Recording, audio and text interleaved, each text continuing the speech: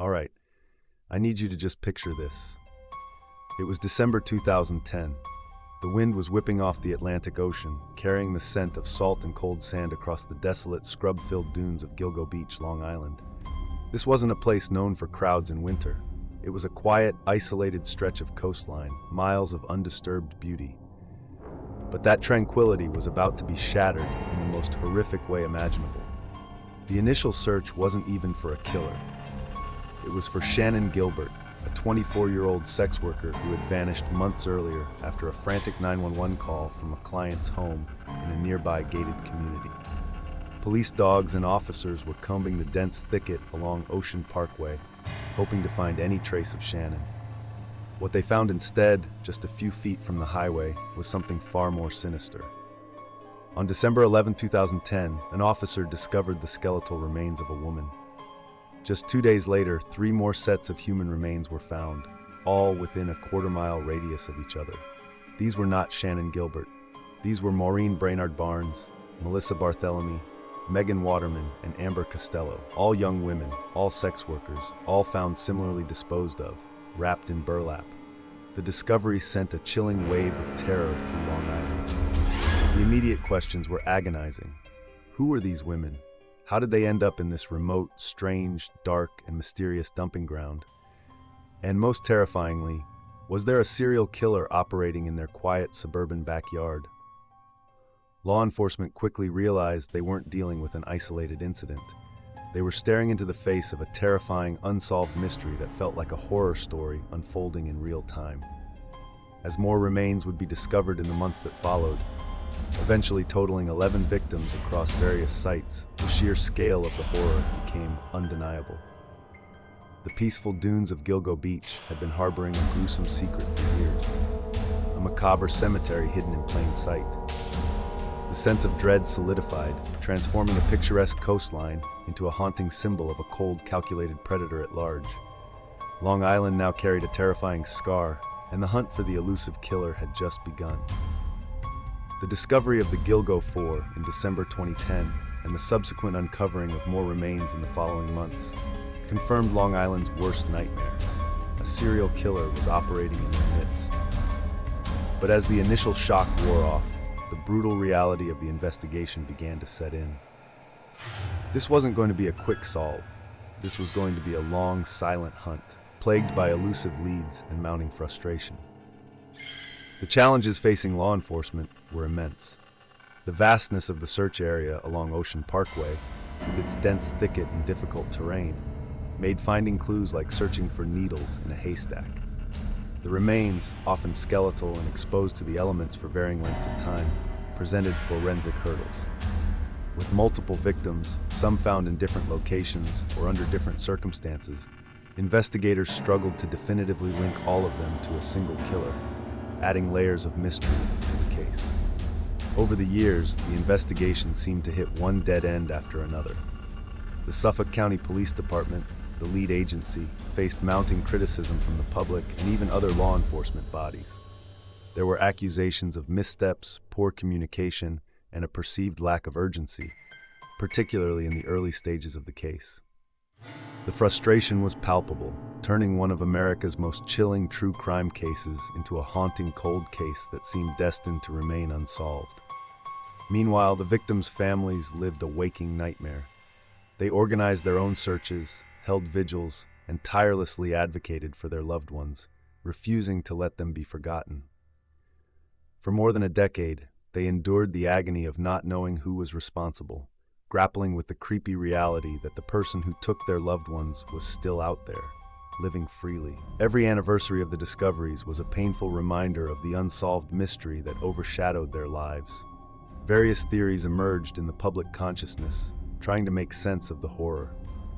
Was it a single killer, meticulously planning each abduction and disposal? Or were there multiple perpetrators, perhaps even a network? Was law enforcement itself somehow involved or covering something up, fueling dark conspiracy theories? The lack of concrete answers allowed these speculations to fester, adding to the strange, dark, and mysterious aura surrounding Gilgo Beach. The silent hunt dragged on, marked by the unwavering dedication of some, the lingering fear of many, and the profound frustration of all who desperately sought justice for the victims. For over a decade, the Gilgo Beach murders remained an agonizing open wound on Long Island. The trail had gone cold, the leads had dried up, and the elusive serial killer seemed to have vanished into thin air. But while the public might have felt hopeless, a small, dedicated team of investigators never gave up. They knew that in the world of true crime, every piece of evidence, no matter how small or old, could hold the key. And in the 2020s, a new weapon entered the arsenal of law enforcement: advanced forensic genealogy. The turning point came from a renewed focus on crucial, yet previously unidentifiable, evidence. Investigators re-examined items found at the original crime scenes, looking for anything that might contain usable DNA. And they found it. A male DNA sample believed to belong to the killer was meticulously extracted from a discarded pizza crust and other remnants found near the victims. This wasn't just any DNA, it was the ghost in the DNA, a silent witness, finally ready to speak after years of slumber.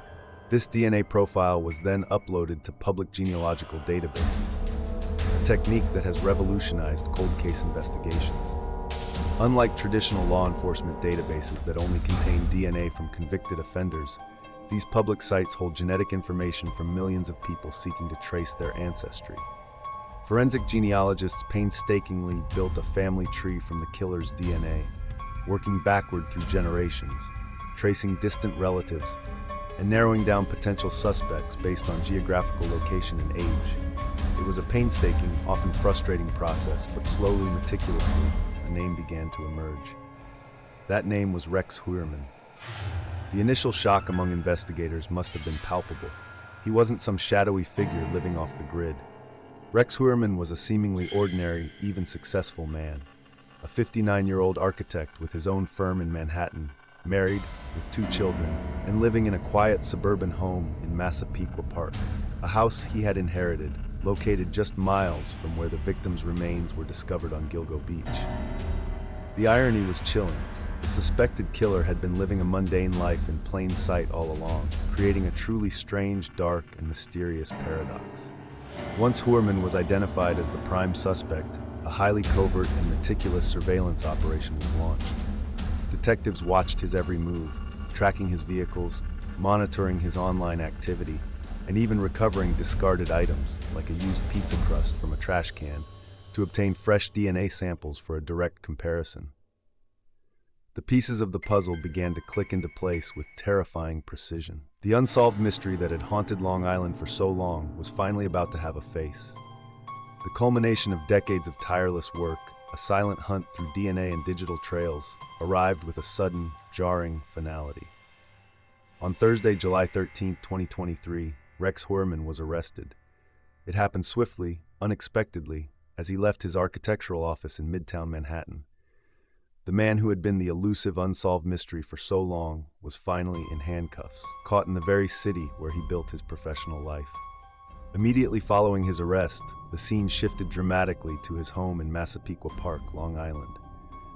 This wasn't some remote, isolated cabin. It was an unassuming, rundown, single-story house on a quiet suburban street, surrounded by well-kept lawns and family homes. For days, the house became a chaotic nexus of law enforcement activity, draped in police tape, swarming with forensics teams in hazmat suits, digging up the yard, sifting through every inch of the property. The chilling contrast between its mundane exterior and the horrors suspected within was profoundly unsettling. It was the epitome of a creepy suburban nightmare. As the days turned into weeks, initial details from the prosecution's filings began to leak, painting a horrifying picture of Heuermann's alleged double life. The evidence was chilling and deeply disturbing. Burner phones. Investigators allegedly linked Heuermann to a series of untraceable burner phones used to contact the victims in the days leading up to their disappearances. These phones were often activated and deactivated in areas correlating with his known movements. Online searches. Prosecutors revealed a trove of highly disturbing online searches made by Heuermann, allegedly including searches for specific Gilgo Beach victims, their families, and even news articles about the ongoing murder investigation. He also allegedly searched for images and videos related to torture, sexual violence, and child pornography. This digital footprint provided a chilling window into a depraved mind. Location data. Cell site analysis and other location data allegedly placed Hoerman's phones in the vicinity of where victims were last seen and where their remains were discovered, often at crucial times. Crucial DNA and hair evidence. The pivotal DNA evidence found on one of the victims, Melissa Bartholomew, was consistent with a hair found on Hoerman's discarded pizza crust. Additionally, hairs consistent with Hoerman's wife and daughter were found on victims' remains, suggesting the victims might have been held at his home or in a location connected to his family before their disposal. This detail added a profoundly strange, dark, and mysterious element to the case. The unmasking of Rex Hoerman sent shockwaves through Long Island and across the nation. His family, neighbors, and colleagues expressed profound disbelief. How could this seemingly ordinary architect, a husband and father, a man who worked in Midtown Manhattan, be living a secret life as a suspected serial killer?